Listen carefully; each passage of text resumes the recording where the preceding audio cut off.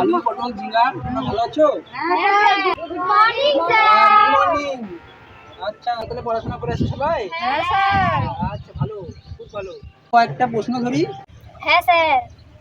দেখি তাহলে তুমি গরু রচনা বলো একটা, তুমি কেমন পড়েছো? বলছি স্যার, শুনুন তাহলে। স্যার, গরুর 4টি পা আছে, একটা মুখ আছে, গরু দুধ দেয়, সেই দুধ দিয়ে আমরা চা বানিয়ে খাই, এটাই গরুর রচনা। এটুকু রচনা? আচ্ছা ঠিক আছে। ঝিঙ্গা, তুমি আচ্ছা তাহলে এবার তুমি বলো যে ভূমিকম্প কাকে বলে? স্যার, তাহলে বলতেছি ভূমিকম্প কাকে বলে। আপনি যখন আমরা প্রশ্ন করেন তখন আমার পেটের ভেতরে এইরকম এইরকম এইরকম করে তখনই ভূমিকম্প হয়, তাকেই ভূমিকম্প বলে।